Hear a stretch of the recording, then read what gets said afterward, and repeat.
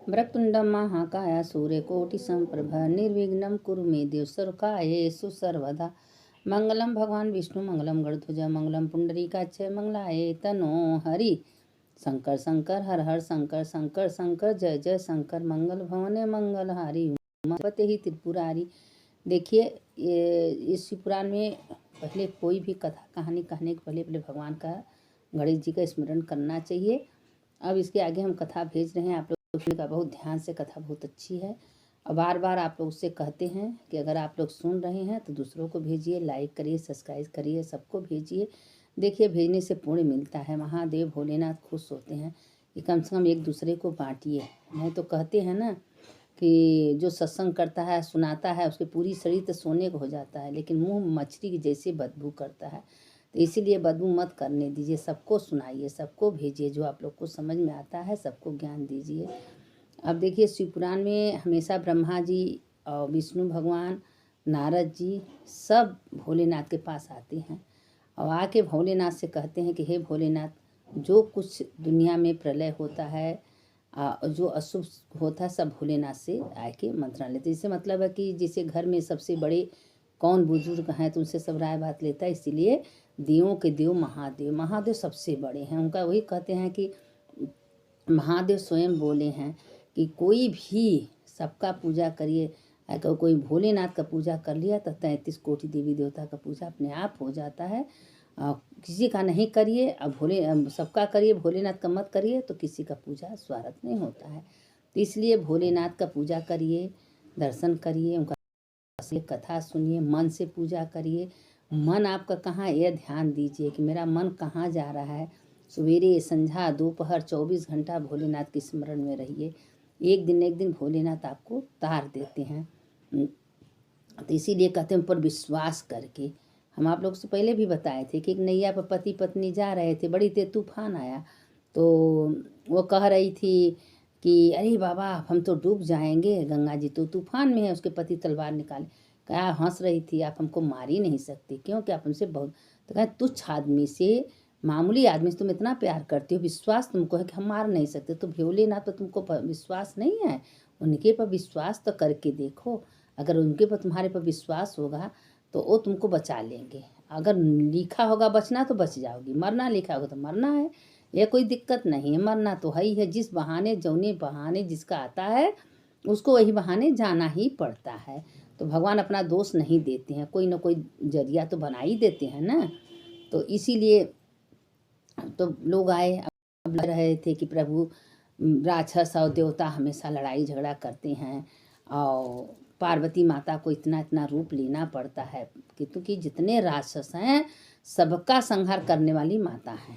माता अगर संहार न करें तो कोई राक्षस मारा न जा। जब भी कोई राक्षस वरदान मांगते हैं तो यही मांगते हैं कि हम औरतें हाथे मरें, हम औरत के पुत्र के हाथे में। क्यों?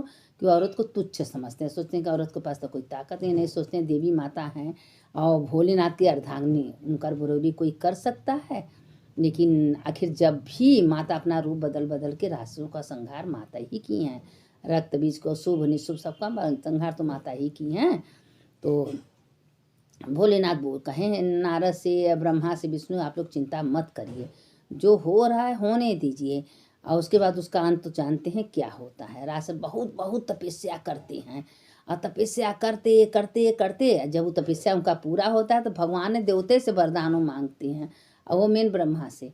अब वरदान मांगते हैं और भगवान से जब वरदान मांगते हैं तो भगवान अपना जो मांगते हैं दे देते हैं, लेकिन उसका नियम भी बताते हैं, इसका मृत्यु कैसे होगा, इसका क्या होगा। तो इसीलिए देखिए सम्रासुर थे, बाणासुर थे, सबका मृत्यु तो भगवान के हाथ ही हुआ है किसी न किसी रूप में। तो भगवान को हमेशा अपने अंदर अगर रख के चल रही हैं तो भगवान आपका हमेशा रक्षा भी करेंगे। अगर कोई मुसीबत कोई दुख कोई आएगा तो भगवान भोलेनाथ सबसे पहले खड़ा होते हैं। तो वही कहते हैं जो मेरे नाम से चलता है, उठता है, बैठता है तो उसका तो हम ध्यान देते हैं। अब इसी पर सुनिए कि पार्वती माता से भोलेनाथ कहे थे कि पार्वती सुनो, किस किस लोग कैसे कैसे नियत से मंदिर में जाते हैं। सब दिखाने के लिए जाते हैं, कोई श्रद्धा से जाता है, कोई श्रद्धा ही होके जाता है। तो कहें कि हाँ भोलेनाथ का एक बूढ़ा थी, सास बहुत ही बूढ़ा थी और बूढ़ा दिन भर में 5 बार मंदिर जाती थी।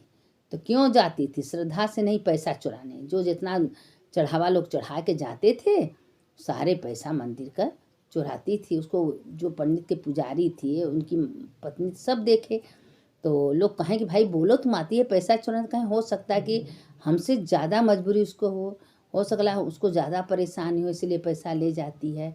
जाने दीजिए, वो खाए हम खाएं। महाराज बहुत सीधी सादी थी, लेकिन दिन भर में 5 बार 6 बार मंदिर जाती थी, मंदिर का पैसा चुरा लेती थी, सारा पैसा बिल लेती थी।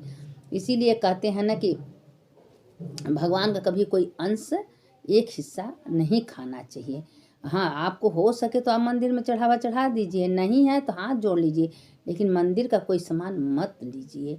तो अब प्रसाद की बात अलग है, लेकिन जो कितना लोग आते हैं मंदिर का पैसा कौड़ी जो रहता है वही अपन बीन के लेके चले। अब बूढ़ा का यही काम था, रोज रोज रोज रोज। एक दिन जब बूढ़ा का अवस्था खराब हो गया, बीमार पड़ गई, तो बूढ़ा जो है बिस्तरा पर पड़ गई, गंदा करने लगी कड़ा। सास बेटा बहुत सेवा की, लेकिन बहुत ज़्यादा दिन हो जाता है और नरक करते तो कितना लोग करेंगे। इसीलिए भगवान से हमेशा मनाना चाहिए, भगवान ऐसा दिन कभी मत दिखाएगा। चलते पैरू बोलते भगवान का भजन करते शरीर छुड़ा दीजिएगा मेरे शिव मेरे भोले भंडारी।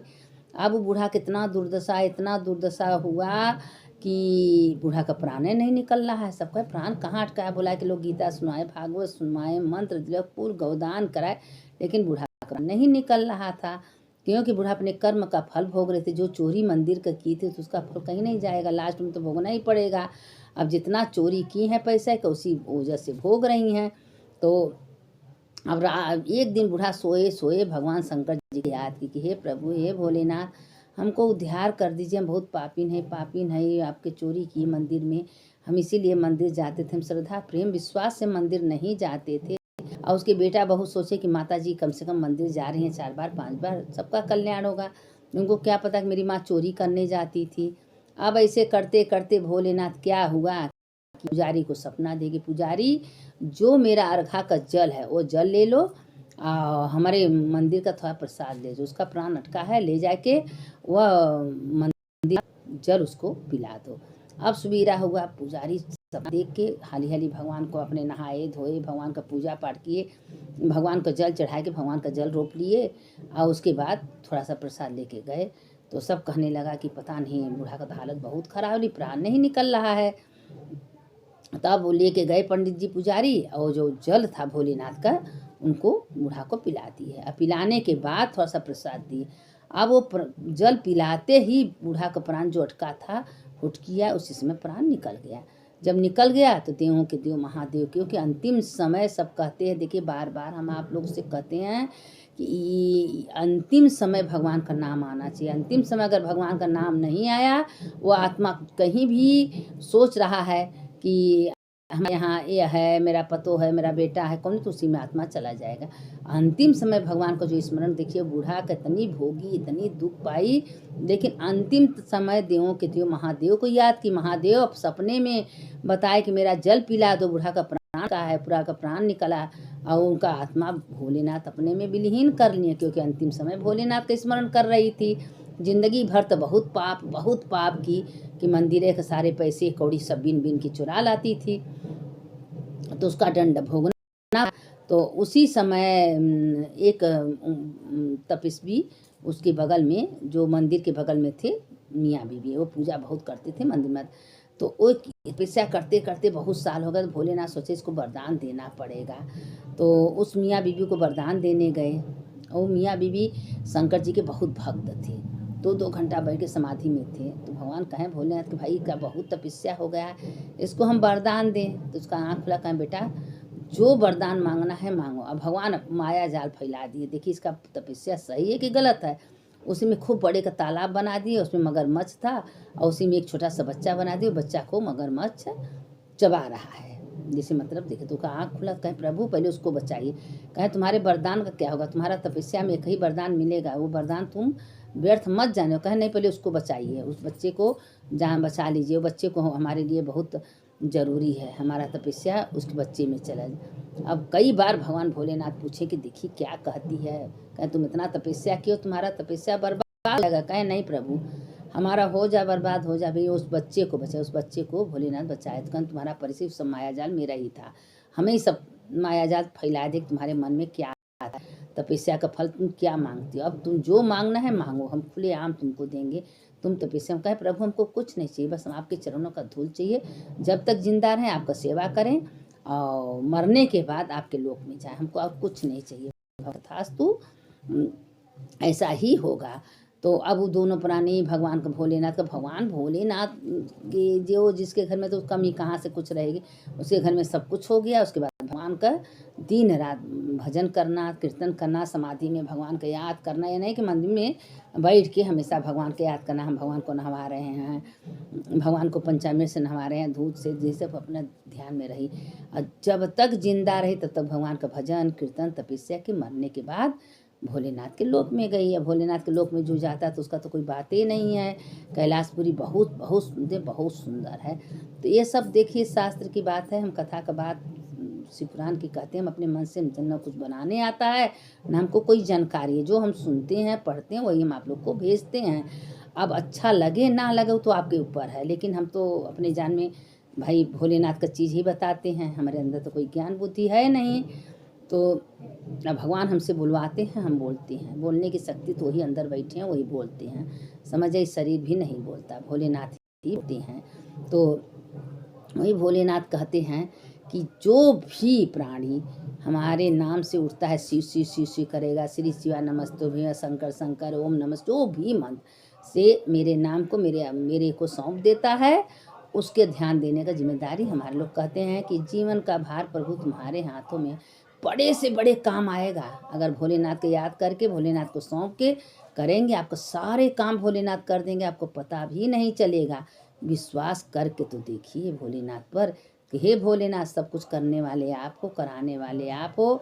मेरे अंदर न कोई सामर्थ्य है न कोई शक्ति है, आप ही सब कुछ करोगे। और देखिए भोलेनाथ कैसे आपका काम कहते हैं कि भाई पूरा शरीर देखिए, हम बार बार आपसे कहते हैं। एक छोटा बच्चा जिद अगर माँ पिता से कहता है तो माँ पिता उसका इच्छा पूर्ति करते हैं नहीं करते। तो ये वो तो संसार के माता पिता हैं, आप उनको पकड़ के बैठ जाए, उनको जिद करिए प्रभु ये जीवन का भार तुम्हारे हाथ में, आप ही को करना है। कैसे होगा आप जानिए, आपका एकदम विश्वास के साथ उस पर टूट पड़िए। देखिए भोलेनाथ को करना ही पड़ेगा, वो नहीं करेंगे तो माता पार्वती उनको प्रेरणा देंगी कि प्रभु क्यों नहीं सुनते हो, वो आपको दिन रात पुकार रही है, आपको सेवा करे, क्यों नहीं सुनते हो। पार्वती माता पीछे पड़ जाती हैं तो भोलेनाथ को करना ही पड़ता है। तो इसीलिए बार बार हम आप लोगों से कहते हैं कि काम करिए शरीर से, मन भोलेनाथ में लगा, चलते उठते बैठते भगवान का नाम लीजिए, भजन करिए, कीर्तन करिए, ओम नमः शिवाय, ओम नमः शिवाय, श्री शिवाय नमस्तुभ्यं, श्री शिवाय नमस्तुभ्यं, जो मंत्र आवे बोलते रहिए, राम कृष्ण जो आवे बोलते रहिए, और आपका लेखा जोखा होता रहेगा। धीरे धीरे धीरे करके जितने आपके पाप हैं नष्ट हो जाएंगे। मरते समय स्वयं भोलेनाथ आएंगे कि अब इसका पाप नष्ट हो गया, हमको जाना पड़ेगा इसको लेने। और अंतिम समय अगर कहीं आत्मा चला गया, किस चीज़ में चला गया, तो उसको फिर 84 लाख जोन में भटकना पड़ता है। 84 लाख बाद मानुष तन लोग पाते हैं। तो यह जन्म व्यर्थ मत करिए, व्यर्थ मत गवाइए। भगवान का नाम कीर्तन सत्संग से अपना जीवन, एक घड़ी आधे में सत्संग का बहुत बड़ा महत्व है। तो हम तो यही सोचते हैं कि भाई हम तो ज़्यादा भेजते नहीं, जितना भेजते उतने आप लोग सुनिए, भोलेनाथ सबका कल्याण करेंगे।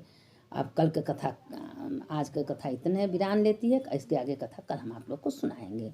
शंकर शंकर हर हर शंकर शंकर शंकर जय जय शंकर, मंगल भवन मंगलहारी, उमा जपत यही त्रिपुरारी, हर हर महादेव शंभो काशी विश्वनाथ, गंगे माता पार्वती शंभो। ये बार बार कहते हैं, ये मंत्र हमेशा आप लोग बोलते रहिए। सुनने वाले की जय, सुनाने वाले की जय।